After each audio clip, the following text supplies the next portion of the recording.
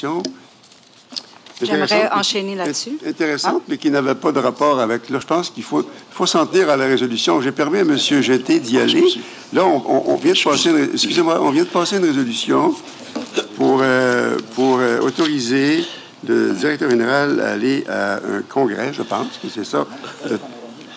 Est-ce que je peux, monsieur, excusez, est-ce que je peux prendre la parole 30 secondes juste pour... J'ai oublié de vous mentionner... On est au dépôt de documents. Exactement, on est au dépôt de documents 15.1 dans la liste des comptes à payer.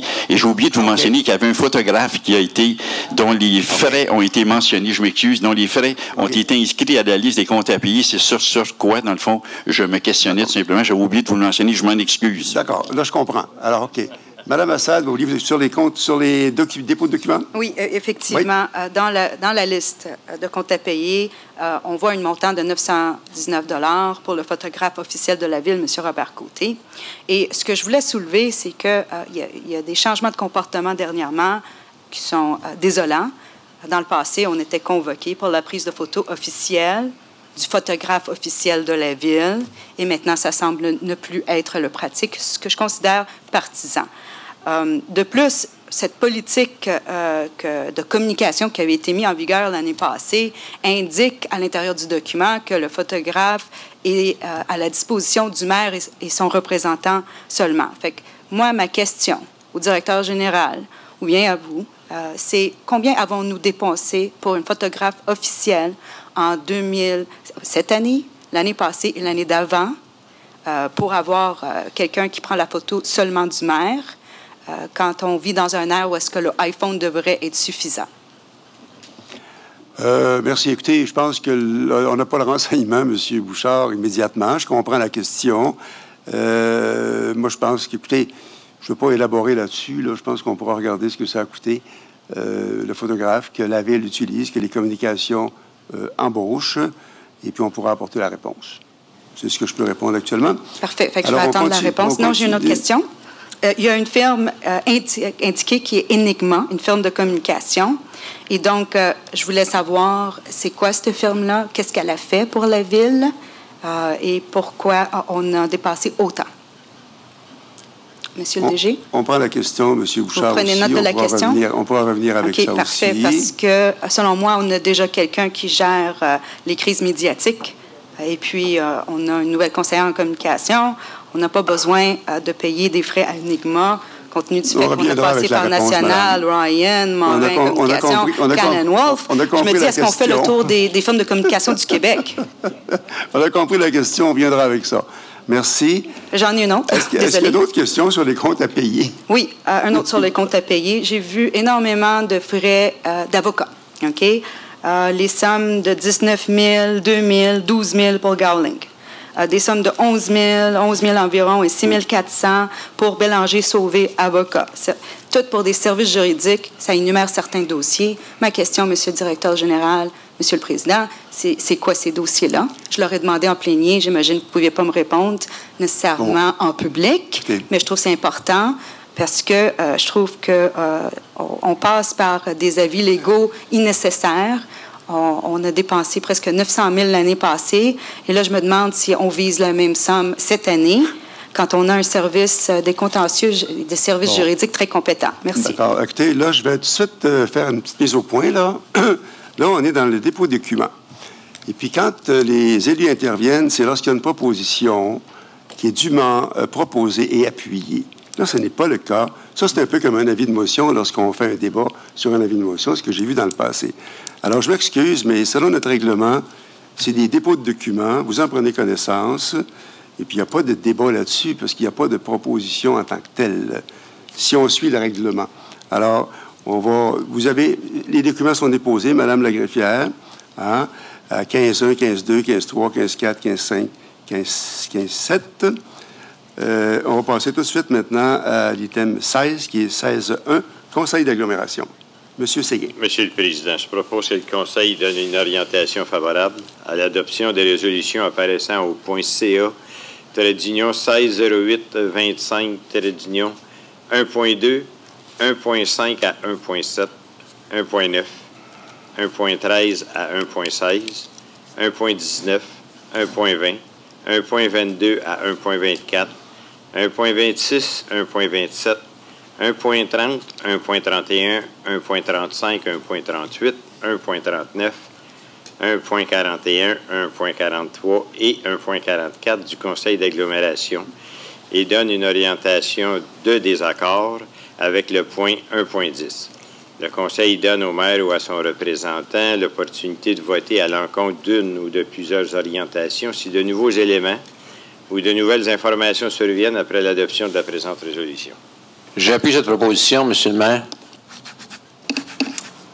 Est-ce qu'on est tous d'accord, monsieur? Oui, j'ai des commentaires. J'ai une question que je n'ai pas pu poser avant.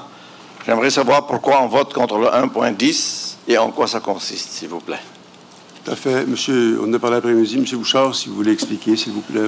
En fait, c'est une question fort simple. C'est que la Ville de Longueuil souhaite se verser un montant pour le lotissement du terrain où sera installé le futur centre de l'usine de biométhanisation. Présentement, légalement, on a de sérieux doutes sur la légalité de cette possibilité-là de pouvoir se verser à une ville ces sommes-là. Donc, c'est pour ça qu'on vote contre et on va demander des avis juridiques pour contester si c'est le cas, parce que c'est une somme de pratiquement 400 000 $ que la ville s'octroierait elle-même. Ah, merci, ça explique les choses. Merci. Alors, est-ce que ça va pour le 16.1? Oui, mais je veux juste clarifier quelque chose. C'est important, j'ai le droit de le faire. Mais j'ai le droit de le faire, OK? Moi, par rapport au dépôt, j'avais des questions que je n'ai pas pu poser en plénier, et c'est le but de mon intervention. Aucunement question de vote ou de débat. Merci. D'accord, merci. Alors, OK, ça va pour le Conseil de Glos, c'est adopté, si j'ai bien compris. Maintenant, je voudrais revenir peut-être au dépôt de documents. Là, on a passé vite tantôt, on était un petit peu distrait. Il y a 15.7 sur lesquels je voudrais revenir. Puis je voudrais, parce qu'on n'a pas eu le temps de le faire en plénier encore, malheureusement. Alors, je voudrais peut-être, M. Bouchard, vous mettre en contribution un petit peu là, pour la lecture d'un document au 13.7, un courriel du 4 mai 2016, s'il vous plaît. En fait, merci, M. le maire, de m'offrir l'opportunité de préciser certaines informations concernant le rapport de la firme Banks et McKenzie sur l'audit du climat de travail. Alors, dans un premier temps, il faut savoir que le mandat qui a été octroyé à la firme Banks et McKenzie l'a été par le directeur des ressources humaines, et dès le début, la notion de confidentialité se devait d'être rigoureusement respectée afin d'assurer aux personnes qui ont été rencontrées par le consultant une assurance totale que le rapport ne serait pas nominatif et que personne ne pourrait identifier les participants.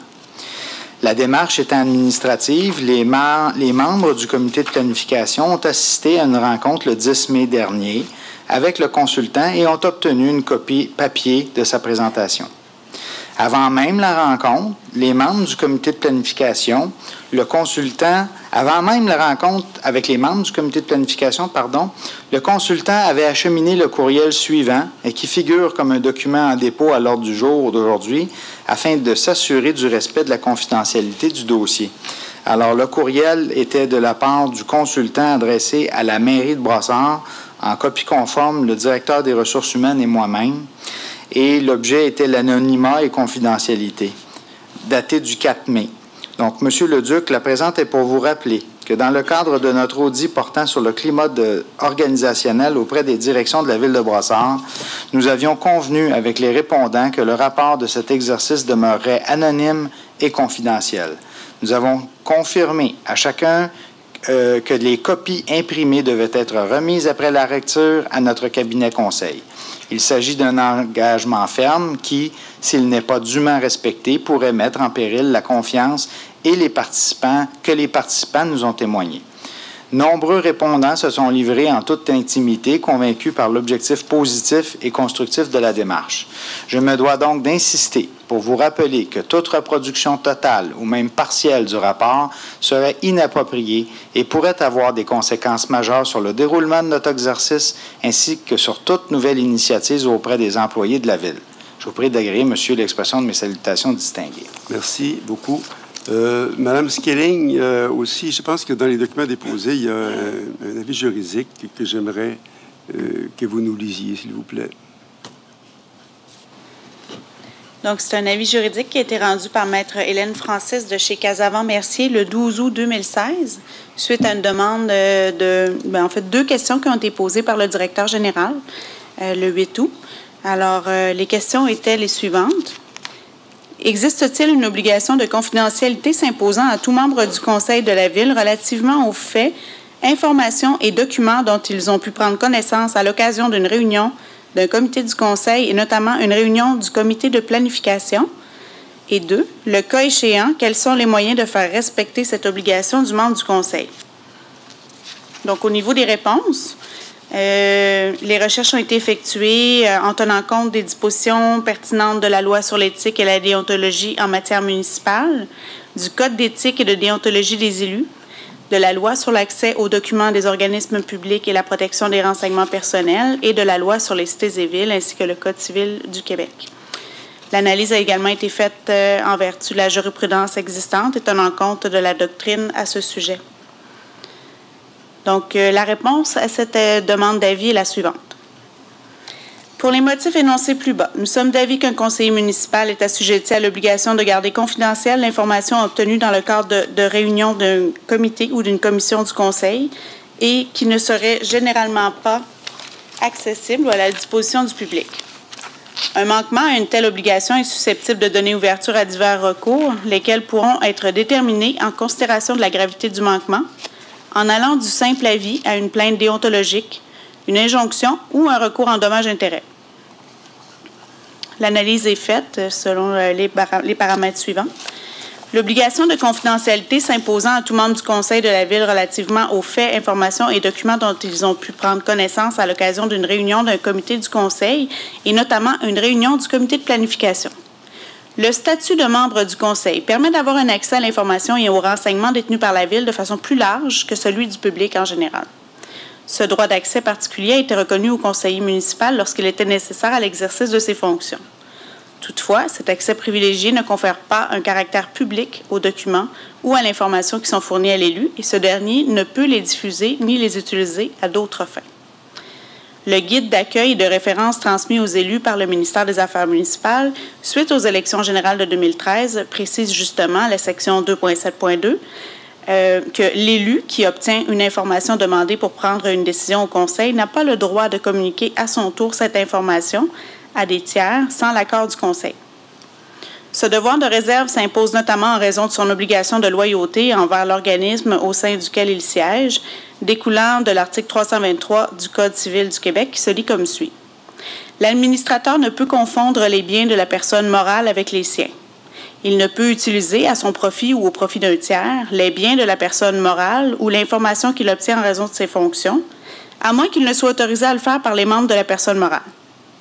Ce principe est repris dans la loi sur l'éthique et de déontologie et qui doivent notamment, sur l'éthique et la déontologie en matière municipale à l'article 6 qui prévoit les règles prévues au Code d'éthique doivent notamment interdire à tout membre d'un conseil de la municipalité d'utiliser, de communiquer ou de tenter d'utiliser ou de communiquer tant pendant son mandat qu'après celui-ci des renseignements obtenus dans l'exercice ou à l'occasion de l'exercice de ses fonctions et qui ne sont généralement pas à la disposition du public pour favoriser ses intérêts personnels ou ceux de toute autre personne. L'obligation de confidentialité telle que libellée dans la loi vise les cas où l'élu utiliserait cette information pour favoriser ses intérêts personnels. Ce serait le cas, par exemple, lorsque l'information qui est utilisée pour des raisons politiques, comme cela a été constaté dans le cadre d'une plainte déontologique dont la commission municipale a été saisie en 2013. Dans cette affaire, un conseiller municipal de Grenville-sur-la-Rouge avait dévoilé publiquement que les taxes du maire avaient été payées en retard en 2011. Le Code d'éthique de cette municipalité définit la notion d'intérêt personnel comme étant un intérêt direct ou indirect, pécuniaire ou non, réel, apparent ou potentiel. Celui de Ville de Brossard prévoit la même définition. Constatant que cette divulgation s'était produite à des fins politiques dans le cadre d'une lutte de pouvoir entre le conseiller et le maire afin de discréditer ce dernier, la commission municipale a conclu à un manquement au devoir de confidentialité découlant de l'article 6 de la loi sur les élections de la LEDMM et a imposé une suspension de 10 jours pour ce manquement. Ce devoir de confidentialité se trouve également dans le Code d'éthique et de déontologie des élus de la Ville, que les membres du Conseil ont par ailleurs prêté serment de respecter lors de leur assermentation suite aux élections générales de novembre 2013. Or, l'obligation de confidentialité et de protection de l'information y est rédigée de façon plus large que dans la loi sur l'éthique et la déontologie en matière municipale, en ce qu'il ne vise pas que les cas où l'information aurait été utilisée pour favoriser ses intérêts personnels. Voici ce que prévoit le Code de la Ville de Brossard au niveau de la confidentialité et la protection de l'information. L'article 14, discrétion et confidentialité. Les élus de la Ville de Brossard n'utilisent pas ou ne communiquent pas des renseignements obtenus dans l'exercice de leurs fonctions et qui ne sont généralement pas à la disposition du public. Ils reconnaissent et respectent le caractère confidentiel de ces informations dont ils ont connaissance à l'exercice ou à l'occasion de leurs fonctions. Cette reconnaissance est une obligation et perdure même lorsque l'élu a cessé d'occuper sa fonction. À l'article 15, abus de confiance et malversation, les élus ne peuvent détourner à leur propre usage ou à l'usage d'un tiers un bien ou une information appartenant à la Ville. Il ne serait donc pas nécessaire de prouver que l'utilisation de l'information par un élu l'aurait été pour favoriser ses intérêts personnels, pour conclure à un manquement au Code de déontologie de la Ville. À notre avis, une telle obligation rejoint davantage le devoir de loyauté imposé par l'article 323 du Code civil du Québec et est tout à fait justifiable, surtout si l'information divulguée était de nature à nuire à la Ville, ses employés, partenaires ou fournisseurs.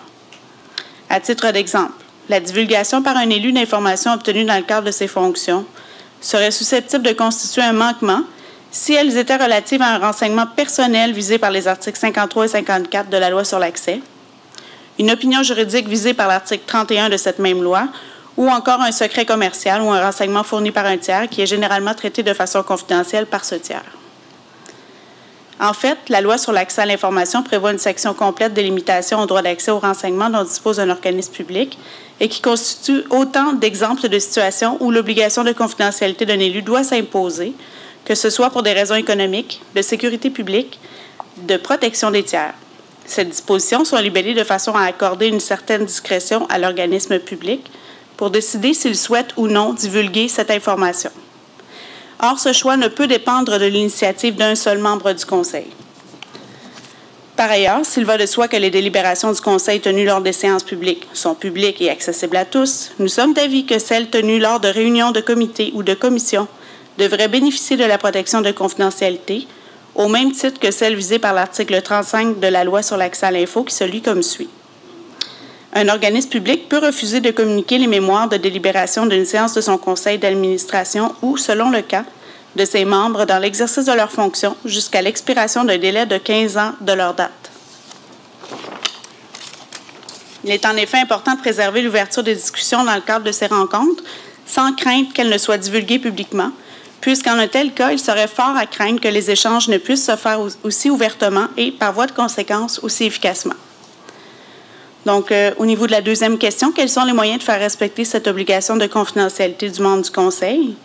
Nous avons vu que le fait par un élu de divulguer des renseignements obtenus dans le cadre de l'exercice de ses fonctions et qui n'est généralement pas à la disposition du public constitue un manquement au Code d'éthique et de déontologie des élus de la Ville.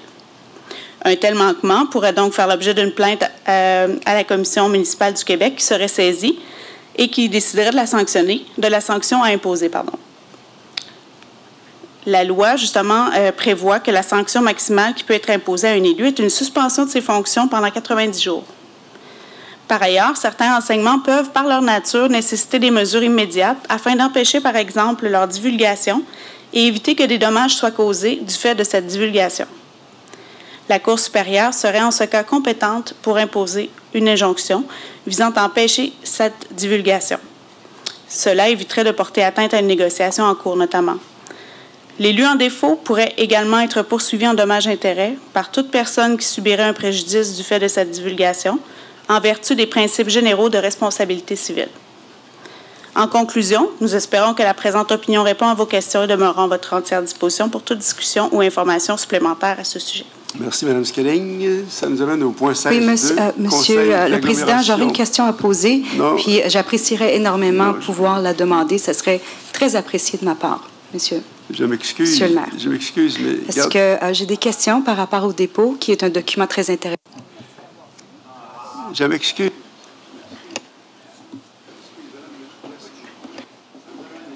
Nous avons lu avec intérêt cette opinion juridique qui conclut que les membres du Conseil doivent évidemment préserver la confidentialité Madame Assad. et des documents qu'ils reçoivent dans le... Madame Assad, s'il vous plaît. S'il vous plaît. À 16.2, c'est le Conseil d'agglomération, rapport du maire, il n'y a rien. Alors, la levée de l'Assemblée à 17.1. Alors, qu'est-ce qu'il a suggéré? Alors, c'est M. O'Donoghue et M. Plante, la levée de l'Assemblée. Merci. Bonne soirée à tous. Vous connaissez pas ça, la démocratie, M. Le Dire. On va s'arracher en 2017. Bon. Vous, le savoir-vivre, vous connaissez pas ça non plus. Est-ce que vous aimeriez que je lise? L'Assemblée est finie, mais ça va me faire plaisir de partager mon avis et mes questions.